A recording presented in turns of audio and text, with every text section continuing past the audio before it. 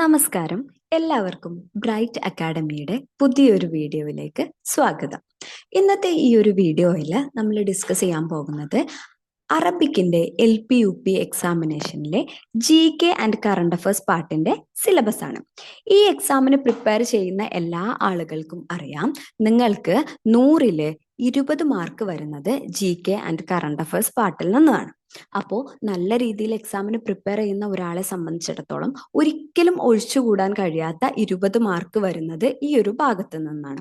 അപ്പൊ അതുകൊണ്ട് തന്നെ ഈ ഒരു ഭാഗം നിങ്ങൾ ഡീറ്റെയിൽ ആയിട്ട് തന്നെ പഠിക്കേണ്ടതുണ്ട്. ഇനി ഈ ഒരു എക്സാമിന്റെ GK ആൻഡ് കറണ്ട് അഫയേഴ്സ് പാർട്ടിനെ നമുക്ക് 10 ഹെഡിങ്ങുകളാക്കിയിട്ട് പറയാൻ കഴിയും. അതിൽ ഒന്നാമത്തെയാണ് salient features of Indian constitution. Indian ഭരണഘടനയുടെ ഏറ്റവും പ്രധാനപ്പെട്ടിട്ടുള്ള സവിശേഷതകളാണ് ഈ ഭാഗത്ത് പഠിക്കാനുള്ളത്. അടുത്തതാണ് social welfare legislations and programmes. ഈ ഒരു ഭാഗത്ത് വരുന്നത് നമ്മുടെ ഗവൺമെന്റ് കൊണ്ടുവന്നിട്ടുള്ള വ്യത്യസ്ത തരത്തിലുള്ള നിയമങ്ങൾ. ഉദാഹരണത്തിന് നമ്മൾ ഈ പറയുന്ന വിവരാവകാശ നിയമം പോലെയുള്ള വളരെ പ്രധാനപ്പെട്ടിട്ടുള്ള നിയമങ്ങൾ, അതുപോലെ തന്നെ നമ്മുടെ ചില വെൽഫെയർ പ്രോഗ്രാംസ്, അതായത് നമ്മൾ ഈ പറയുന്ന തൊഴിലുറപ്പ് പദ്ധതിയൊക്കെ പോലെയുള്ള വളരെ പ്രധാനപ്പെട്ടിട്ടുള്ള ഗവൺമെന്റ് കൊണ്ടുവന്നിട്ടുള്ള പദ്ധതികളൊക്കെ വരുന്നത് ഈ ഒരു ഭാഗത്താണ്. അതുകൊണ്ട് തന്നെ ഇവിടെയും നമുക്ക് അല്പം ഡീറ്റെയിൽ ആയിട്ട് തന്നെ പഠിക്കാനുണ്ട്. അടുത്ത ഭാഗമാണ് നമ്മുടെ കറണ്ട് അഫയേഴ്സ്. കറണ്ട് അഫയേഴ്സ് നിങ്ങൾക്കറിയാം, ഈ PSC എക്സാംസിനൊക്കെ പ്രിപ്പയർ ചെയ്യുന്ന ഏതൊരാളെ സംബന്ധിച്ചിടത്തോളം വളരെ ഡീറ്റെയിൽ ആയിട്ട് തന്നെ പഠിച്ചു പോകേണ്ട ഒരു ഭാഗമാണിത്. അതായത് നമ്മുടെ ഈ സമീപകാലങ്ങളിൽ നടന്നിട്ടുള്ള ചില സംഭവ വികാസങ്ങൾ, അതുമായിട്ട് ബന്ധപ്പെട്ടിട്ടുള്ള വ്യക്തികൾ, അത്തരത്തിലുള്ള കാര്യങ്ങളൊക്കെയാണ് ഇതിനകത്ത് വരുന്നത്. അതുപോലെ വ്യത്യസ്ത തരത്തിലുള്ള അവാർഡ് ജേതാക്കൾ, അത്തരത്തിലുള്ള കാര്യങ്ങളൊക്കെ കറണ്ട് അഫയേഴ്സ് പാർട്ടിൽ വരും. അടുത്തതാണ് ടുവേർഡ്സ് എ ന്യൂ സൊസൈറ്റി എന്ന് പറയുന്നത്. ഇതിനകത്ത് വരുന്നത് നമ്മുടെ കേരളത്തിലെ ഇംഗ്ലീഷ് വിദ്യാഭ്യാസത്തിന്റെ ആരംഭം പോലെയുള്ള ചില പ്രധാനപ്പെട്ടിട്ടുള്ള കാര്യങ്ങളാണ്. അടുത്തതാണ് efforts to reform the society. ഇതിനെ നമുക്ക് 2 ഭാഗങ്ങളായിട്ട് പറയാൻ കഴിയും. ഒന്നാമത്തെ ഭാഗം എന്ന് പറയുന്നത് സോഷ്യോ റിലീജിയസ് റിഫോം മൂവ്മെന്റ്സ് ആണ്. അതായത് നമ്മുടെ കേരളത്തിലുള്ള സാമൂഹ്യ മത നവീകരണ പ്രസ്ഥാനങ്ങളെ കുറിച്ചിട്ടാണ്. അതുപോലെ ഇതിന്റെ അടുത്ത പാർട്ടിൽ വരുന്നത് സ്ട്രഗിൾസ് ആൻഡ് സോഷ്യൽ റിവോൾട്ട്സ് ആണ്. നമ്മുടെ കേരളത്തിൽ നടന്നിട്ടുള്ള വ്യത്യസ്ത തരത്തിലുള്ള റിവോൾട്ട്സുകൾ, അതുപോലെ സ്ട്രഗിൾസിനെ കുറിച്ചിട്ടൊക്കെയാണ് ഈ ഭാഗത്ത് പഠിക്കാനുള്ളത്. ഇനി അടുത്ത ഭാഗമാണ് role of press in renaissance. നമ്മുടെ നവോത്ഥാനത്തിലെ ഈ പത്രമാധ്യമങ്ങളുടെ പങ്കിനെ കുറിച്ചിട്ടാണ് ഇവിടെ വരുന്നത്. അടുത്തത് അവേക്കനിങ് ത്രൂ ലിറ്ററേച്ചർ, നമ്മുടെ സാഹിത്യത്തിലൂടെ മുന്നേറുക എന്ന് പറയുന്ന ഭാഗമാണ് ഇവിടെ വരുന്നത്. അടുത്തതാണ് വുമൻ ആൻഡ് സോഷ്യൽ ചേഞ്ച്. നമ്മുടെ കേരളത്തിലെ വളരെ പ്രധാനപ്പെട്ടിട്ടുള്ള ചില വനിതകൾ നേതൃത്വം കൊടുത്തിട്ടുള്ള ചില സാമൂഹ്യ മുന്നേറ്റങ്ങളുണ്ട്.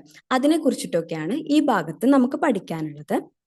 ഇനി അടുത്ത പാർട്ടാണ് ലീഡേഴ്സ് ഓഫ് റിനൈസൻസ്. നമ്മുടെ കേരളത്തിലെ പ്രധാനപ്പെട്ടിട്ടുള്ള നവോത്ഥാന നായകർ. ഇത് എല്ലാ PSC പരീക്ഷകളിലും റിപ്പീറ്റ് ചെയ്ത് വരുന്ന ഒരു സംഗതിയാണ്. അതുകൊണ്ട് തന്നെ ഇത് പ്രീവിയസ് ക്വസ്റ്റ്യൻസ് പഠിച്ചാൽ തന്നെ നമുക്ക് ഒരുപാട് ഭാഗം കവർ ചെയ്ത് പോകാൻ കഴിയുന്ന ഒരു ഭാഗമാണ് കേരള നവോത്ഥാനം എന്ന് പറയുന്നത്. അടുത്തത് ലിറ്റററി ഫിഗേഴ്സ് ആണ്. അതായത് കേരളത്തിലെ വളരെ പ്രധാനപ്പെട്ടിട്ടുള്ള സാഹിത്യകാരന്മാരാണ്. ഇനി നമ്മൾ ഓരോ ഭാഗത്തെയും ഡീറ്റെയിൽ ആയിട്ട് പഠിക്കാൻ പോവാണ്, എന്തൊക്കെയാണ് ഓരോ ഭാഗത്തിലും ഉള്ളത് എന്നുള്ളത്. ഫസ്റ്റ് വണ്ണാണ് salient features of Indian constitution. നമ്മുടെ ഇന്ത്യൻ ഭരണഘടനയുടെ ഏറ്റവും പ്രധാനപ്പെട്ട സവിശേഷതകൾ. അതിൽ ആദ്യം വരുന്നത് പ്രിയാമ്പിൾ ആണ്. അതായത് നമ്മുടെ ഭരണഘടനയുടെ ആമുഖം, it's significance and it's place in interpretation of constitution. നമ്മുടെ ഭരണഘടനയിൽ ആമുഖത്തിന്റെ പ്രാധാന്യം, അതുപോലെ തന്നെ നമ്മുടെ ഭരണഘടനയെ വ്യാഖ്യാനിക്കുന്ന സമയത്ത് ആമുഖം വഹിക്കുന്ന വളരെ പ്രധാനപ്പെട്ട പങ്ക് ആണ് ഈ ഒരു ഭാഗത്ത് നമുക്ക് പഠിക്കാനുള്ളത്. അടുത്തത് fundamental rights, directive principles of state policy, relation between fundamental rights and directive principles and fundamental duties. അതായത് നമ്മുടെ ഭരണഘടനയിൽ പറയുന്ന മൗലികാവകാശങ്ങൾ, അതുപോലെ നിർദ്ദേശക തത്വങ്ങൾ, അതുപോലെ ഇവ രണ്ടും തമ്മിലുള്ള ബന്ധം, പിന്നെ കൂടാതെ വരുന്നത് മൗലിക കടമകളെ കുറിച്ചിട്ടാണ്. അടുത്തതാണ് എക്സിക്യൂട്ടീവ്, ലെജിസ്ലേച്ചർ ആൻഡ് ജുഡീഷ്യറി. അതായത് നമുക്കറിയാം, നമ്മുടെ ഗവൺമെന്റ്, എല്ലാ ഗവൺമെന്റുകളുടെയും വളരെ പ്രധാനപ്പെട്ടിട്ടുള്ള 3 വിങ്ങുകളാണ് നിയമനിർമ്മാണ വിഭാഗം, കാര്യനിർവഹണ വിഭാഗം, നീതിന്യായ വിഭാഗം എന്ന് പറയുന്നത്. ഇതിനെ കുറിച്ചിട്ട് ഡീറ്റെയിൽ ആയിട്ട് തന്നെ നമുക്ക് പഠിക്കേണ്ടതുണ്ട്. അടുത്തതാണ് സെന്റർ സ്റ്റേറ്റ് റിലേഷൻസ്. അതായത് നമ്മുടെ കേന്ദ്ര സംസ്ഥാന ബന്ധങ്ങളെ കുറിച്ചിട്ടാണ് ഈ ഒരു ഭാഗത്ത് പഠിക്കേണ്ടത്. ഇനി അടുത്തതാണ് services under union and States. നമ്മൾ ഈ പറയുന്ന യൂണിയന്റെ അണ്ടറിൽ വരുന്ന IAS IPS പോലെയുള്ള പൊസിഷനുകൾ, പിന്നെ അതേപോലെ തന്നെ നമ്മുടെ സംസ്ഥാനങ്ങളുടെ കീഴിൽ വരുന്ന സർവീസുകളൊക്കെ, ഇതിനെ കുറിച്ചിട്ടൊക്കെ നമ്മൾ ഈ ഭാഗത്ത് പഠിക്കേണ്ടതുണ്ട്. അടുത്ത ഭാഗത്ത് വരുന്നത് എമർജൻസി പ്രൊവിഷൻസ് ആണ്. അതായത് നമ്മുടെ ഭരണഘടനയിൽ 3 തരത്തിലുള്ള അടിയന്തരാവസ്ഥയെ കുറിച്ചിട്ട് പറയുന്നുണ്ട്. ആ 3 തരത്തിലുള്ള അടിയന്തരാവസ്ഥയെ കുറിച്ചിട്ടും നമ്മൾ ഡീറ്റെയിൽ ആയിട്ട് പഠിക്കേണ്ടതുണ്ട്. അതുമായിട്ട് ബന്ധപ്പെട്ടിട്ടുള്ള ആർട്ടിക്കിള്, അവ നടപ്പിലാക്കിയിട്ടുള്ള ഇന്ത്യൻ സംസ്ഥാനങ്ങള്, പിന്നെ അതുപോലെ ഇന്ത്യയിൽ എത്ര തവണ അടിയന്തരാവസ്ഥ പ്രഖ്യാപിച്ചിട്ടുണ്ട് പോലെയുള്ള കാര്യങ്ങളൊക്കെ നമ്മൾ പഠിക്കേണ്ടത് ഈ ഒരു ഭാഗത്താണ്. അടുത്തതാണ് അമെൻമെന്റ് പ്രൊവിഷൻസ് ഓഫ് കോൺസ്റ്റിറ്റ്യൂഷൻ. അതായത് നമ്മുടെ ഭരണഘടന ഭേദഗതി ചെയ്യുന്നതിന് ആവശ്യമായിട്ടുള്ള കണ്ടീഷനുകൾ എന്തൊക്കെയാണ് എന്നുള്ളതാണ് നമുക്കിവിടെ പഠിക്കാനുള്ളത്. അതുപോലെ തന്നെ അടുത്ത ഭാഗത്ത് വരുന്നത് അതർ കോൺസ്റ്റിറ്റ്യൂഷൻ അതോറിറ്റീസ്, അതായത് ഭരണഘടനാപരമായിട്ടുള്ള മറ്റ് അതോറിറ്റീസ് ഏതൊക്കെയാണ്. അതായത് നമ്മൾ ഈ പറയുന്ന ഇലക്ഷൻ കമ്മീഷൻ, നമ്മുടെ ഇന്ത്യയിലെ ഇലക്ഷൻ കമ്മീഷൻ, അതുപോലെ ഹ്യൂമൻ റൈറ്റ്സ് കമ്മീഷൻ, മനുഷ്യാവകാശ കമ്മീഷൻ, അതേപോലെ നമ്മുടെ സ്റ്റേറ്റ് PSC, അതുപോലെ ഇൻഫർമേഷൻ കമ്മീഷനുകളൊക്കെ. ഇത്രയാണ് നമ്മുടെ ഒന്നാമത്തെ ഭാഗത്തിൽ നമുക്ക് പഠിക്കാനുള്ളത്. ഇനി അടുത്തതായിട്ട് നമ്മൾ പോകുന്നത് രണ്ടാമത്തെ ഭാഗമാണ്, അതായത് social welfare legislations and programmes. ഇതിനകത്ത് വരുന്ന നോക്കിയേ, social service legislations like right to information act, നമ്മൾ ഈ പറയുന്ന നമ്മുടെ വിവരാവകാശ നിയമം, അതുപോലെ prevention of atrocities against woman and children, അതായത് സ്ത്രീകൾക്കും കുട്ടികൾക്കും എതിരെയുള്ള അക്രമങ്ങൾ തടയുന്നതിന് ആവശ്യമായിട്ടുള്ള നിയമങ്ങൾ, പിന്നെ അതുപോലെ ഫുഡ് സെക്യൂരിറ്റി ആക്ട്, നമ്മുടെ ഭക്ഷ്യസുരക്ഷാ നിയമങ്ങൾ, അതുപോലെ എൻവയോൺമെന്റൽ ആക്ട്സ്, പരിസ്ഥിതി സംരക്ഷണത്തിന് വേണ്ടിയിട്ട് നമ്മുടെ ഗവൺമെന്റ് കൊണ്ടുവന്നിട്ടുള്ള വളരെ പ്രധാനപ്പെട്ടിട്ടുള്ള നിയമങ്ങൾ. അടുത്തതാണ് social welfare programmes like employment guarantee programmes, അതായത് നമ്മുടെ തൊഴിലുറപ്പ് പദ്ധതിയൊക്കെ പോലെയുള്ള തൊഴിൽ നൽകുന്ന പ്രോഗ്രാമുകൾ ഏതൊക്കെയാണ് നമ്മുടെ ഗവൺമെന്റ് കൊണ്ടുവന്നിട്ടുള്ളത് എന്നുള്ളതാണ്. അടുത്തത് organ and blood donation etcetera, അതായത് നമ്മുടെ ഓർഗൻ ബ്ലഡ് ഡൊണേഷനൊക്കെ ആയിട്ട് ബന്ധപ്പെട്ടിട്ടുള്ള ഗവൺമെന്റിന്റെ പ്രോഗ്രാമുകളാണ് ഇവിടെ വരുന്നത്. ഇനി മൂന്നാമത്തെ ഭാഗം എന്ന് പറയുന്നത് കറണ്ട് അഫയേഴ്സ് ആണ്. അതായത് സമീപകാലങ്ങളിൽ നടന്നിട്ടുള്ള കാര്യങ്ങളും അതുമായിട്ട് ബന്ധപ്പെട്ടിട്ടുള്ള വ്യക്തികൾ, അതുപോലെ നമ്മളിങ്ങനെ കാണാറില്ലേ പത്രത്തിലൊക്കെ, വ്യത്യസ്ത രാജ്യങ്ങളിലെ ഇലക്ഷൻ നടന്നു, അവിടുത്തെ പുതിയ പ്രധാനമന്ത്രിമാര്, പ്രസിഡന്റുമാര്, അതല്ലെങ്കിൽ ഏതെങ്കിലും തരത്തിലുള്ള അവാർഡുകൾ, ഇനി സ്പോർട്സ് ഒക്കെ ആയിട്ട് ബന്ധപ്പെട്ട എന്തെങ്കിലും ടൂർണമെന്റുകളൊക്കെ നടക്കുമ്പോൾ അതിലെ ജേതാക്കൾ, ഇത്തരം കാര്യങ്ങളൊക്കെ നമുക്ക് പഠിക്കാനുള്ളത് കറണ്ട് അഫയേഴ്സിന്റെ ഭാഗത്താണ്. ഇനി അടുത്ത ഭാഗമാണ് ടുവാർഡ്സ് എ ന്യൂ സൊസൈറ്റി എന്ന് പറയുന്നത്. ഇതിനകത്ത് മെയിൻ ആയിട്ട് വരുന്നത് ഇൻട്രൊഡക്ഷൻ ടു ഇംഗ്ലീഷ് എഡ്യൂക്കേഷൻ ആണ്. നമ്മുടെ കേരളത്തിലെ ഇംഗ്ലീഷ് വിദ്യാഭ്യാസത്തിന്റെ ആരംഭവുമായിട്ട് ബന്ധപ്പെട്ടിട്ടുള്ള കാര്യങ്ങളാണ് ഇതിനകത്ത് വരുന്നത്. ഇനി various missionary organisations and their functionings, അതായത് നമുക്കറിയാം കേരളത്തിലെ മലബാറിലാണെങ്കിലും അതുപോലെ അങ്ങ് തെക്കേ അറ്റത്താണെങ്കിലും ഒക്കെ വ്യത്യസ്ത തരത്തിലുള്ള മിഷണറികൾ പ്രവർത്തിച്ചിട്ടുണ്ട്. അപ്പോൾ ഈ കേരളത്തിലുണ്ടായിരുന്ന വ്യത്യസ്ത മിഷണറി ഗ്രൂപ്പുകൾ ഏതൊക്കെയാണ്, അവരുടെ പ്രവർത്തനങ്ങൾ എന്തൊക്കെയായിരുന്നു, അവരുടെ പ്രവർത്തന മേഖല ഏതൊക്കെയായിരുന്നു എന്നുള്ളതൊക്കെ നമ്മൾ ഈ ഭാഗത്ത് പഠിക്കേണ്ടതുണ്ട്. അടുത്തത് founding of educational institutions and factories.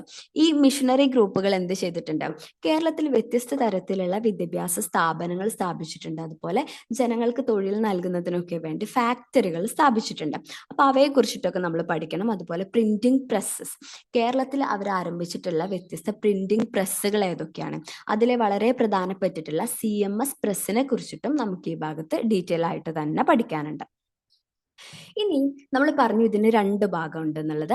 ഇനി അഞ്ചാമത്തെ പാർട്ടിന് നമ്മൾ പറഞ്ഞതാണ് 2 ഭാഗം ഉണ്ട് എന്നുള്ളത്, അതായത് efforts to reform the society, നമ്മുടെ സാമൂഹ്യ പരിഷ്കരണത്തിന് വേണ്ടിയിട്ടുണ്ടായിട്ടുള്ള എഫേർട്സ്, അതിനെ കുറിച്ചിട്ടാണ്. അതിൽ ആദ്യം വരുന്നത് സോഷ്യോ റിലീജിയസ് റിഫോം മൂവ്മെന്റ്സ് ആണ്. അതായത് നമ്മുടെ കേരളത്തിൽ ഉണ്ടായിട്ടുള്ള വ്യത്യസ്ത സാമൂഹ്യ മത നവീകരണ പ്രസ്ഥാനങ്ങൾ ഏതൊക്കെയാണ്. അപ്പൊ ഏതൊക്കെയാണ്, ഒന്നാമത്തത് SNDP യോഗം, അടുത്തത് വരുന്നത് നായർ സർവീസ് സൊസൈറ്റി അതായത് NSS, പിന്നെ യോഗക്ഷേമ സഭ, സാധുജന പരിപാലന സംഘം, ബാലസമുദായ പരിഷ്കരണി സഭ, അടുത്തത് സമത്വ സമാജം, ഇസ്ലാം ധർമ്മ പരിപാലന സംഘം, അതുപോലെ പ്രത്യക്ഷ രക്ഷാ ദൈവസഭ, സഹോദര പ്രസ്ഥാനം. ഇതിന്റെയൊക്കെ പ്രത്യേകത എന്താണെന്ന് വെച്ച് കഴിഞ്ഞാൽ, ഇതൊക്കെ നമ്മൾ കേരള നവോത്ഥാനത്തെ കുറിച്ചിട്ട് പഠിക്കുമ്പോൾ തന്നെ നമുക്ക് കവർ ചെയ്ത് പോകാൻ കഴിയുന്ന ഭാഗങ്ങളാണ്. ഇതിന്റെയൊക്കെ കൂടെ പ്രവർത്തിച്ചിട്ടുള്ള ഒത്തിരി നവോത്ഥാന നായകരുണ്ട്. അപ്പം അവരെയൊക്കെ കുറിച്ചിട്ട് നമ്മൾ പഠിക്കുമ്പോൾ തന്നെ ഈ ഒരു ഭാഗം നമുക്ക് കവർ ചെയ്ത് പോകാൻ വേണ്ടിയിട്ട് സാധിക്കും. ഇനി ഇതിന്റെ സെക്കൻഡ് പാർട്ടാണ് struggles and social revolts. Revolts. ഇനി നമ്മുടെ കേരളത്തിൽ നടന്നിട്ടുള്ള വ്യത്യസ്ത തരത്തിലുള്ള സത്യാഗ്രഹങ്ങൾ, അതുപോലെ മലബാർ കലാപത്തെ പോലെയുള്ള കാര്യങ്ങളൊക്കെ നമുക്ക് പഠിക്കാനുണ്ട്. ഇതിനകത്ത് വരുന്നത് ഏതൊക്കെയാണ്? ഫസ്റ്റ് വരുന്നത് അപ്പർ ക്ലോത്ത് റിവോൾട്ട്സ് ആണ്. അപ്പർ ക്ലോത്ത് റിവോൾട്ട്സ് എന്ന് പറഞ്ഞു കഴിഞ്ഞാൽ നമ്മുടെ മേൽമുണ്ട് സമരം എന്ന് നമ്മൾ പറയുന്നത്. അടുത്ത ഭാഗം വരുന്നത് ചാന്നാർ അജിറ്റേഷൻ ആണ്, ചാന്നാർ ലഹള.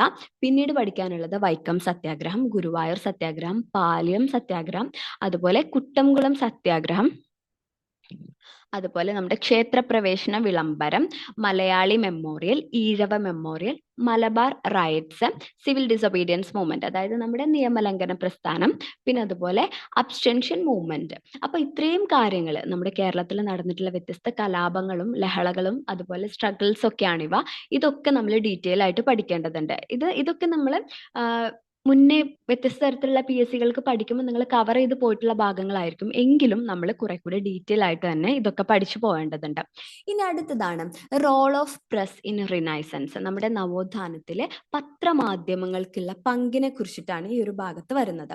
അപ്പൊ ഏതൊക്കെയാണ് വളരെ പ്രധാനപ്പെട്ടിട്ടുള്ള ആ സമയത്ത് പ്രവർത്തിച്ചിരുന്ന പത്രങ്ങൾ എന്നുള്ളതാണ്: മലയാളി, സ്വദേശാഭിമാനി, വിവേകോദയം, മിതവാദി, സ്വരാജ്, മലയാള മനോരമ, ഭാഷാപോഷിണി, മാതൃഭൂമി, കേരള കൗമുദി, കേസരി, അൽ അമീന്, യുക്തിവാദി, ദീപിക, നസ്രാണി ദീപിക. ഇത്രയും പത്രങ്ങള് അതിൻ്റെ ഒരു റോള്, ആ ഒരു സമയത്ത് അവർ വഹിച്ചിട്ടുള്ള റോള്, ഇതിനെ കുറിച്ചിട്ടൊക്കെ നമ്മൾ ഡീറ്റെയിൽ ആയിട്ട് തന്നെ പഠിക്കേണ്ടതുണ്ട്. ഇനി ഏഴാമത്തെ ഭാഗമാണ് അവേക്കനിങ് ത്രൂ ലിറ്ററേച്ചർ എന്ന് പറയുന്നത്. ഇതിനകത്ത് നമുക്ക് പഠിക്കാനുള്ളത് നോവലിനെ കുറിച്ചിട്ട്, ഡ്രാമയെ കുറിച്ചിട്ട്, പോയട്രിയെ കുറിച്ചിട്ട്, അതുപോലെ പുരോഗമന സാഹിത്യ പ്രസ്ഥാനത്തെ കുറിച്ചിട്ട്, നാടക പ്രസ്ഥാനത്തെ കുറിച്ചിട്ട്, അതുപോലെ നമ്മൾ ഈ പറയുന്ന ലൈബ്രറി മൂവ്മെന്റ്, നമ്മുടെ PN പണിക്കരുടെ ഒക്കെ ഒരു പങ്കിനെ കുറിച്ചിട്ടൊക്കെ നമ്മൾ ഈ ഒരു ഭാഗത്ത് വളരെ ഡീറ്റെയിൽ ആയിട്ട് തന്നെ പഠിക്കേണ്ടതുണ്ട്. ഇനി എട്ടാമത്തെ ഭാഗമാണ് വുമൺ ആൻഡ് സോഷ്യൽ ചേഞ്ച് എന്ന് പറയുന്നത്. അതായത് നമുക്കറിയാം നമ്മുടെ കേരളത്തിൽ നടന്നിട്ടുള്ള വ്യത്യസ്ത മുന്നേറ്റങ്ങൾ നമ്മൾ പരിശോധിക്കുകയാണെങ്കിൽ അതിലൊക്കെ സ്ത്രീകളുടെ വളരെ പ്രധാനപ്പെട്ടിട്ടുള്ള പങ്കുണ്ട്. അപ്പോൾ കേരളത്തിലെ വ്യത്യസ്ത സമരങ്ങൾക്കൊക്കെ നേതൃത്വം നൽകിയിട്ടുള്ള വനിതകളും അവരുടെ പങ്കും അവരെന്തെല്ലാമാണ് ചെയ്തത് എന്നുള്ള കാര്യങ്ങളൊക്കെ നമ്മൾ ഡീറ്റെയിൽ ആയിട്ട് പഠിക്കേണ്ടത് ഈ ഒരു ഭാഗത്താണ്. അത് തന്നെ വളരെ പ്രധാനപ്പെട്ടിട്ടുള്ള ചില വനിതകളുണ്ട്. അത് ആരൊക്കെയാണ്? ഒന്നാമത്തേത് പാർവതി നെന്മിനി മംഗലം, അതുപോലെ ആര്യ പള്ളം, അതുപോലെ AV കുട്ടിമാളു അമ്മ, ലളിത പ്രഭു, അക്കമ്മ ചെറിയാൻ, അന്ന ചാണ്ടി, ലളിതാംബിക അന്തർജനം ആൻഡ് അതേഴ്സ്. ഇവരെ കുറിച്ചിട്ട് നമ്മൾ ഡീറ്റെയിൽ ആയിട്ട് തന്നെ പഠിക്കേണ്ടതുണ്ട്. And others. അതുപോലെ മറ്റ് സമരങ്ങൾക്കൊക്കെ നേതൃത്വം നൽകിയിട്ടുള്ള വനിതകളെ കുറിച്ചിട്ടും നമ്മൾ ഡീറ്റെയിൽ ആയിട്ട് പഠിക്കേണ്ടതുണ്ട്. ഇനി ഒൻപതാമത്തെ ഭാഗം വരുന്നത് ലീഡേഴ്സ് ഓഫ് റിനൈസൻസ്, കേരള നവോത്ഥാന നായകരെ കുറിച്ചിട്ടാണ്.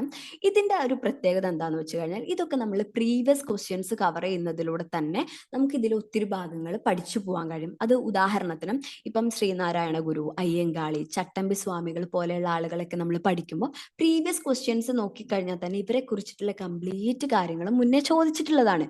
അപ്പോൾ നമ്മൾ അത് പഠിച്ചാൽ തന്നെ നമുക്ക് ഇതിനകത്തുള്ള സിലബസ് കുറേയൊക്കെ നമുക്ക് കവർ ചെയ്ത് പോകാൻ കഴിയും. ഇനി ആരൊക്കെ കുറിച്ചിട്ടാണ് നമുക്ക് പഠിക്കാനുള്ളത് എന്നാണ് നോക്കുന്നത്. തൈക്കാട് അയ്യ വൈകുണ്ഠർ, ശ്രീനാരായണ ഗുരു, അയ്യൻകാളി, ചട്ടമ്പി സ്വാമികൾ, ബ്രഹ്മാനന്ദ ശിവയോഗി, വാഗ്ബടാനന്ദൻ, പൊയ്കയിൽ യോഹന്നാൻ, ഡോക്ടർ പൽപ്പു,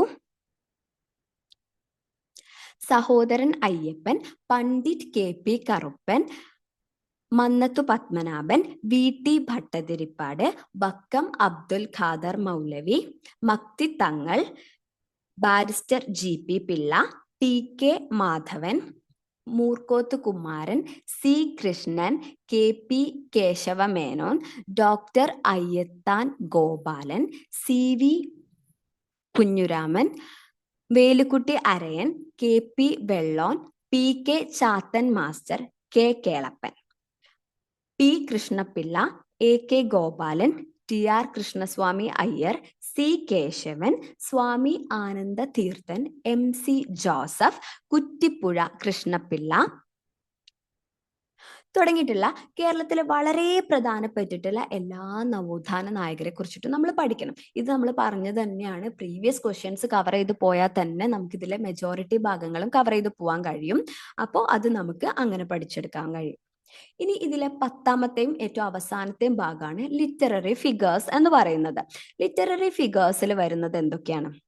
അതായത് നമ്മുടെ കേരളത്തിലുള്ള വളരെ പ്രശസ്തരായിട്ടുള്ള സാഹിത്യകാരന്മാരെ കുറിച്ചിട്ടാണ് ഈ ഒരു ഭാഗത്തിൽ നമുക്ക് പഠിക്കാനുള്ളത്. അതിൽ വരുന്നത് കൊടുങ്ങല്ലൂർ കുഞ്ഞിക്കുട്ടൻ തമ്പുരാൻ, Keralavarma Valiya Koyi Thampuran, Kandathil Varghese Mappillai, Kumaranasan, Vallathol Narayana Menon, Ulloor S Parameswarayyar, G Sankarakurup, Changampuzha Krishnapillai, Chandu Menon, Vaikom Muhammad Basheer, Kesavadev, Thakazhi Sivasankara Pillai, Ponkunnam Varkey, S K Pottekkatt and others. അതായത് നമ്മുടെ കേരളത്തിലുള്ള വളരെ പ്രധാനപ്പെട്ടിട്ടുള്ള ഇത്രയും സാഹിത്യകാരന്മാരെ കുറിച്ചിട്ട് നമ്മൾ ഡീറ്റെയിൽ ആയിട്ട് തന്നെ പഠിക്കണം. ആൻഡ് അതേഴ്സ്, ഇതിന് പുറമെ ഇതിൽ മെൻഷൻ ചെയ്യാത്ത നമ്മുടെ സാഹിത്യകാരന്മാരെ കുറിച്ചിട്ടും അവരുടെ കൃതികളെ കുറിച്ചിട്ടും അവർക്ക് ലഭിച്ചിട്ടുള്ള വ്യത്യസ്ത അവാർഡുകളെ കുറിച്ചിട്ടുമാണ് നമ്മൾ ഡീറ്റെയിൽ ആയിട്ട് തന്നെ പഠിക്കേണ്ടത്. ഓക്കെ, അപ്പോൾ ഇത്രയും കാര്യങ്ങളാണ് നമുക്ക് ഇതിനകത്ത് പഠിക്കാനുള്ളത്. അപ്പോൾ ഇത് നമ്മൾ കവർ ചെയ്യാന്ന് പറഞ്ഞു കഴിഞ്ഞാൽ ഇതിൽ ഒന്നും നമുക്ക് ഒഴിച്ചുകൂടാൻ കഴിയില്ല. നമുക്ക് അറിയില്ല ഏത് ഭാഗത്തിനാണ് കൂടുതൽ പ്രാധാന്യം വരിക എന്നുള്ളത്. ഒത്തിരി പ്രീവിയസ് ക്വസ്റ്റ്യൻസ് ഒക്കെ ഡിസ്കസ് ചെയ്തുകൊണ്ട് തന്നെ നമുക്കിത് മുന്നോട്ട് പോകാനും ഇത് കംപ്ലീറ്റ് പഠിക്കാനും കഴിയുമെന്ന് വിചാരിക്കുന്നു. അപ്പോൾ എല്ലാവർക്കും ആശംസകൾ നേരുന്നു. നല്ല രീതിയിൽ തന്നെ എല്ലാവർക്കും പഠിക്കാൻ കഴിയട്ടെ.